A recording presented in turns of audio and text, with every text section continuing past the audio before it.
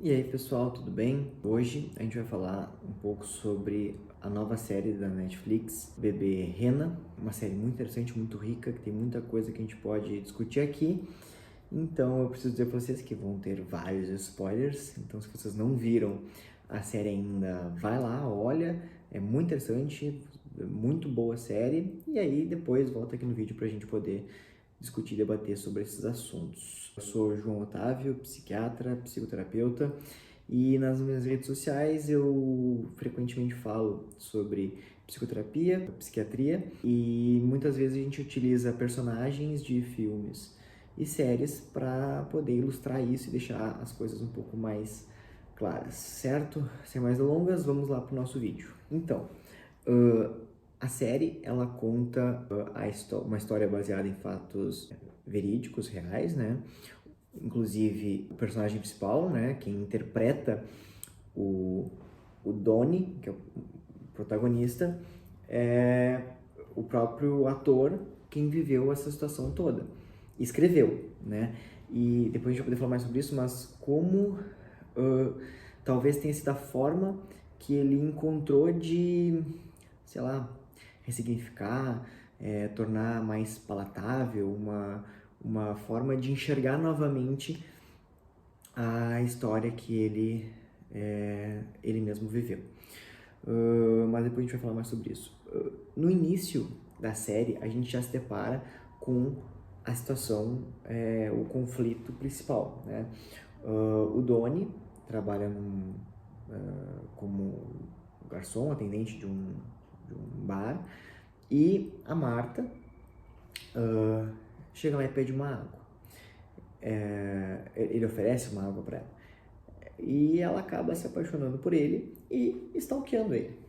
Aqui tem um ponto interessante. Esse stalk, ele não é uma perseguição velada, assim, né? Como é stalk igual, mas é um pouco diferente, porque não é como alguém que investiga a vida de outra pessoa sem ela saber, fica seguindo, fica obtendo informações de uma maneira escondida. Não, ela abertamente o persegue, né? De uma forma que muitas pessoas já no início já se sentiriam incomodadas. O Donnie, no início, ele chega a verbalizar, né, que gostava, achava, por algum motivo, isso fazia, não dava vontade de fazer com que parasse. E depois ele vai nos explicar por quê. Mas a gente fica sabendo que ele percebe que isso é inadequado, que não é uma coisa normal, mas ele gosta, né? Até certo ponto, até determinado momento. Quando começa a prejudicar, né, mais o, o Donnie, ele decide que precisamos dar um basta nisso, né? E ele vai tentar se afastar e acabar com essa perseguição. O momento que ele decide que isso está atrapalhando na sua vida é quando ele está tentando ter um relacionamento novo, né? E a Marta começa a atrapalhar, né? E ele não consegue ter o seu novo relacionamento em virtude do stalk da Marta, e é que ele decide fazer alguma coisa a respeito. E aí a série nos retorna no passado para que a gente possa entender o que está acontecendo, porque o Donnie diz assim várias vezes, eu não consigo entender como que eu tô tendo o melhor relacionamento, a pessoa perfeita na minha vida, e eu não consigo parar com dar um ponto final nesse stalk que está me prejudicando, que vai fazer eu perder isso, uma coisa que para mim está tão boa, e eu não consigo evitar, não consigo fazer algo que me desprenda disso e que eu me liberte disso. E aí a série volta no passado para nos explicar o porquê. E aí a série nos remete ao passado, né, no momento onde o Donnie sai de casa, ele tem a ambição por se tornar um comediante famoso, ele não está tendo sucesso, não está conseguindo alcançar o seu objetivo, e ele acaba conhecendo, eu não sei se um diretor, alguém que tem influência nesse tipo de mercado, alguém que pudesse ajudar ele, enfim. E ele, para conseguir ascender na carreira, ele acaba sofrendo abuso moral e sexual, né? E a série conta isso no momento onde ele está tentando se relacionar com uma mulher trans e ele está tentando ter relações sexuais e não consegue, né? Mas ele não consegue nem só ter a relação sexual, ele não consegue se vincular efetivamente, ele não consegue criar um vínculo, confiar, né? Se deixar numa posição vulnerável, numa posição onde, né, tu se entrega para alguém, ele não consegue fazer isso. E aí a série conta que ele sofreu esse abuso sexual, né? E aí a gente começa a entender os links, né? A primeira namorada dele, que no momento onde ele passou por esse abuso, ele não conseguia mais ter contato com ela, não conseguia nem ter relação e nem demonstrar afeto, ele ficou muito confuso do que ele gosta, do que ele não gosta, do que ele sente, do que ele não sente, né? E a gente começa a perceber o conflito dele com objetos, por pessoas, enfim, imagens de abusadores, né? E aí a gente começa a ver que tem alguma coisa aí. E aí a gente volta para a pergunta que o Doni se faz o tempo inteiro. Por que que agora, o momento onde eu estou tendo a pessoa perfeita que eu queria, as coisas estão dando certo na minha vida, eu tenho tudo para que aconteça bem, para que as coisas sejam boas, mas por algum motivo eu não consigo permitir que as coisas boas sigam na minha vida, que as coisas boas aconteçam na minha vida.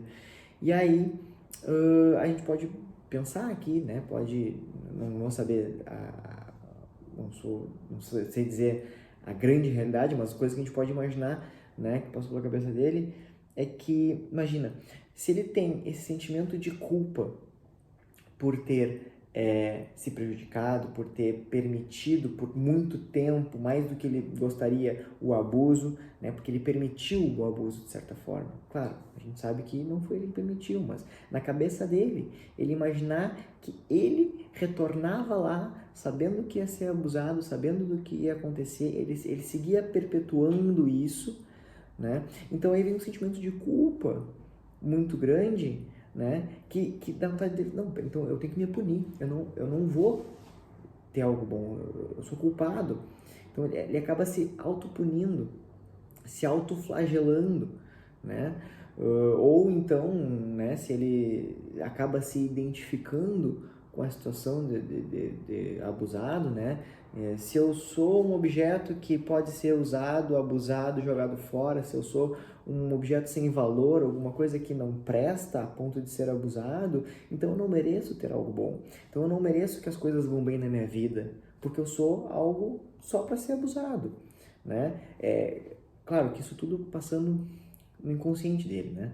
E entre outras tantas coisas que podem ter se passado na cabeça dele que faz com que ele continue se fazendo mal, né? Porque isso que eu acho que mais angustia, né, o Donnie. É o abuso da Martha, né? É o abuso do Darren, mas ele se sentir assim, por que que eu continuo mantendo isso? Por que que eu faço as coisas negativas para mim? Por que que eu cavo isso? Por que que eu não consigo dar um basta? Se eu detesto que ela seja invasiva, se eu detesto que ela fique mandando mensagem, por que que eu sigo mantendo algo que me faz mal? Né? Eu acho que é isso que tanto ele se pergunta, ele se questiona, ele não entende isso. E aí a gente entra num assunto que, assim, por incrível que pareça, não é tão raro quanto a gente esperava, né?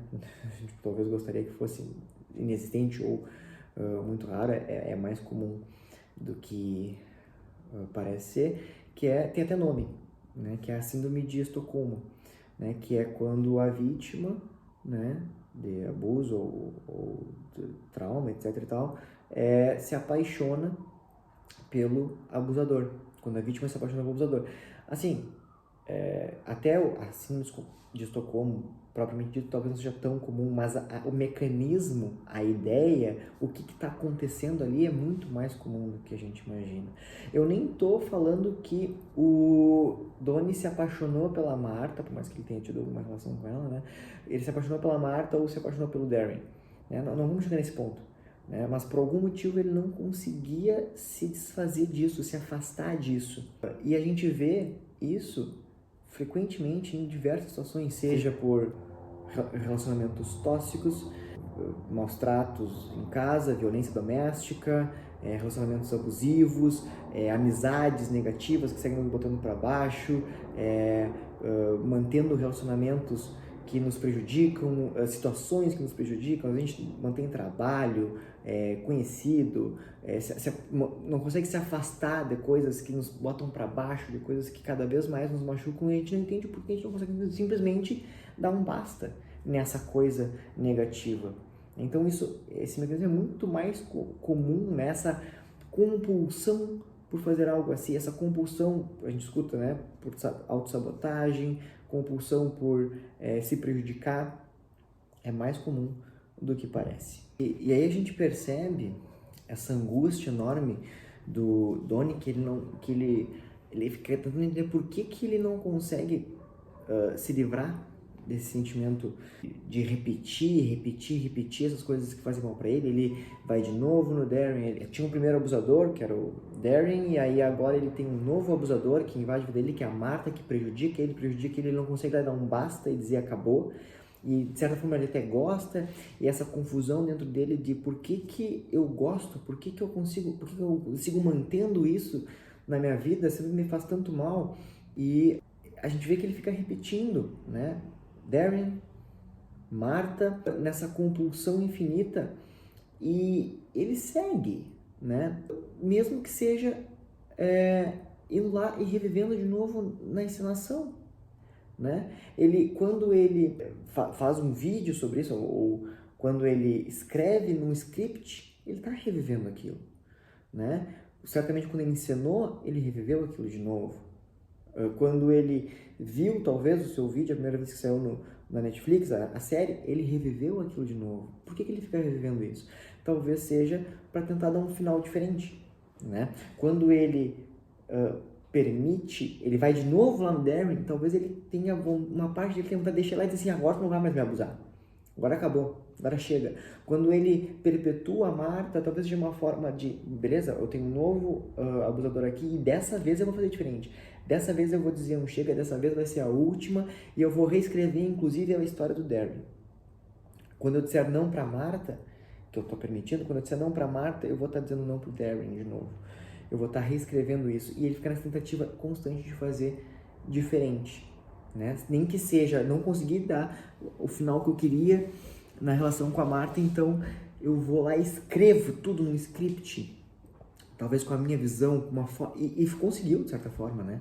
O final, por mais que tenha sido horrível, tudo que aconteceu com ele conseguiu dar um final melhor, né? Ele fez um filme, ficou famoso, teve sucesso a partir disso, então ele conseguiu dar sei lá, pegar esse limão podre, azedo, sei lá, pútrido, e fez um suco, né, de certa forma, e dando o seu final,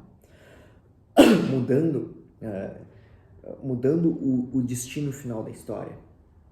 Então, talvez quando ele tenta reescrever, nem que seja fazer a série de novo, ele tentou fazer comédia disso, ele contou lá na comédia sobre suas vidas, sobre a sua vida para as pessoas, ele estava tentando dar um final diferente. Eu acho que era isso que ele queria sempre, repetindo, e nem que seja repetindo numa história, repetindo num vídeo, num filme, ele repetiu para tentar fazer diferente. E o que acontece no final, eu tenho que dar esse spoiler porque é importante. No final, eu vejo, assim, eu não sei, tá? Eu não conheço a história dele, eu não fui atrás para saber como é que é a vida do Donnie, eu não fui investigar, né? Mas me parece que a ideia que ele deu, no final, na última cena, é que ele vai viver de novo essa história. Mas agora não na posição de abusado. Ele vai viver de novo do outro lado, né? Porque ele chega para receber um suco e o atendente serve ele e ele olha com aquela cara estranha como se agora ele estivesse na pele da Marta. Ele quer reviver a história, mas agora ele já conhece a história como é que é do lado do abusado, do lado do invadido. Ele já sentiu tudo isso, ele não gostou, ele quer reviver, ele quer reescrever isso, só que agora ele vai pro outro lado. Ele vai pro lado do abusador. Eu não sei se isso segue, então, possivelmente não, né? Enfim, não sei nem se essa foi a ideia do autor, mas a minha imagem que eu fiquei é que agora ele iria viver do outro lado, que agora ele ia ser o abusador, né? Ou pelo menos ele estava na pele dele. Talvez ele não siga abusando esse atendente, mas ele tava se sentindo, ele queria se sentir no outro lugar. Ele queria reescrever a história em outra posição, agora no lado do abusador, que também é uma forma de reescrever a história, né? Enfim, ele repetiu compulsivamente, tentando reescrever de todas as maneiras possíveis, e a última alternativa dele foi, já sei, vou pro outro lado, né? Na busca incessante por tentar dar um final diferente. Enfim, essa série é muito rica. A gente poderia falar sobre muitas coisas, sobre a obsessão da Marta, sobre o traumático do abuso, sobre, enfim, de tudo que ele pode ter sentido, revivendo, mas eu acho que a compulsão repetição é algo que estava muito latente nessa série, e eu achei bacana compartilhar isso com vocês.